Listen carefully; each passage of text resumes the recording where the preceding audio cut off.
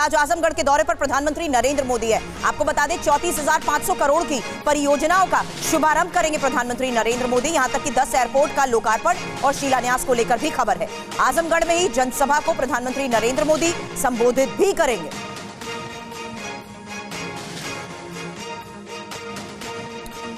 और हमारे साथ इस वक्त कुछ खास मेहमान जुड़ रहे हैं, उनसे आपका तारुफ करा दें। शिवम त्यागी हमारे साथ मौजूद हैं, प्रवक्ता भारतीय जनता पार्टी के। दीपक झा कांग्रेस पार्टी के प्रवक्ता हमारे साथ मौजूद हैं। वरिष्ठ पत्रकार हर्षवर्धन त्रिपाठी भी हमें ज्वाइन कर रहे हैं। आप सबका स्वागत है। शिवम, पहला सवाल आपसे, 2024 की लड़ाई को आज इस वक्त कैसे आंकते हैं आप? बीजेपी पहली लिस्ट जारी कर चुकी है, दूसरी जारी करने वाली है। वहीं इंडिया गठबंधन में अभी भी सीटों को लेकर कई राज्यों में पेच नजर आ रहा है। हालांकि स्थिति पहले जैसी नहीं है। आप लोग इंडिया गठबंधन को पूरी तरह से खारिज कर रहे थे, वैसा अब नहीं लग रहा है। करीब 200 से 250 सीटें तो ऐसी हैं जहां पर अभी भी ये बिल्कुल तय लग रहा है कि बीजेपी के खिलाफ एक ही कैंडिडेट होगा। मुश्किल है।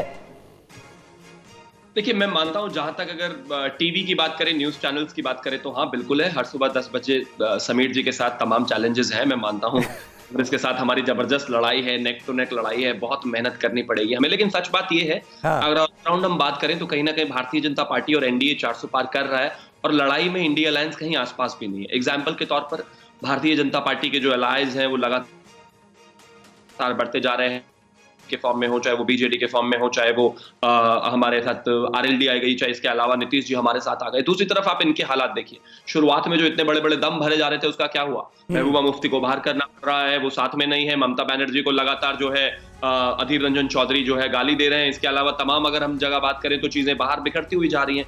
और इसके साथ साथ आप एक कैंपेन, जो एक यूनाइटेड कैंपेन होता है, वो आपको कहां नजर आ रहा है इस गठबंधन में? कोई चुनाव में नजर आ रहे हो, कोई लड़ाई कर रहे हो, कोई लगातार रैलियां निकाल रहे हो? नहीं, सीट शेयर करके जितना भी हो सकता है सीटें इन्होंने अनाउंस की। लेकिन बावजूद उसके, क्या सिर्फ सीट शेयरिंग करने के बाद ही आपको ऐसा लगता है कि आप जीत जाएंगे? बिल्कुल ऐसा नहीं है। 224 ऐसी सीटें थी 2019 में जहां पर भारतीय जनता पार्टी के कैंडिडेट्स को 50% से वोट ज्यादा मिले थे, और इस बार वो ज्यादा बढ़ने वाले हैं। एक बात बहुत साफ है, एक तरफ भारतीय जनता पार्टी पूरे जोश के साथ आदरणीय प्रधानमंत्री जी जनता के बीच में है, तमाम जगहों पर जाते हैं, तमाम बातें करते हैं, जो अपनी योजनाएं हैं वो गिनाते हैं, जो 10 साल में काम किया वो गिनाते हैं। और दूसरी तरफ एक ऐसा मरा हुआ अलायंस है जो ऐसा लग रहा है इस बार के भारतीय जनता पार्टी और एनडीए के सामने शायद आधी भी चुनौती पेश न कर पाए। बात आपने कही है। कांग्रेस प्रवक्ता दीपक झा भी इस वक्त हमारे साथ हैं। दीपक जी, इस बिखराव की वजह क्या है?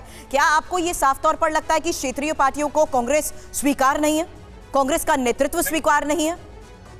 सुरभि जी, सबसे बड़ी बात है कि आज भाजपा प्रवक्ता और नरेंद्र मोदी जी का दर्द एक ही है कि मीडिया इनके खिलाफ बात कर रहा है। देखिए, नरेंद्र कहते हैं मीडिया हमारी खबर नहीं दिखाता कि मैं बचपन में पराठे खाता था कि रोटी खाता था, कि क्या काम करता था। और यहाँ पे भाजपा प्रवक्ता बैठ के कह रहे हैं कि हाँ, चैनलों के माध्यम से हमको फाइट लग रही है। लेकिन समीर जी और सुरभि जी, आपको बताना चाहूंगा, भाजपा अलायंस तो बनाने की कोशिश कर रही है, लेकिन अपने लोगों को संभाल नहीं पा रही है।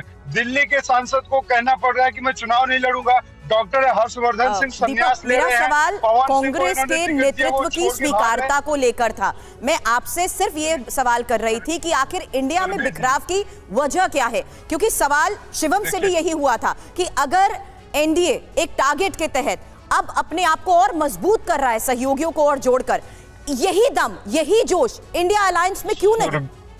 सुरभि जी, आपने भाजपा प्रवक्ता को बिल्कुल नहीं रोका और मेरे को तुरंत रोक दिया। ये है परसेप्शन की राजनीति। देश में किस तरीके ब्लेम गेम मत खेलिए सर। मैंने आपसे सिर्फ आपका ये सवाल पूछा था।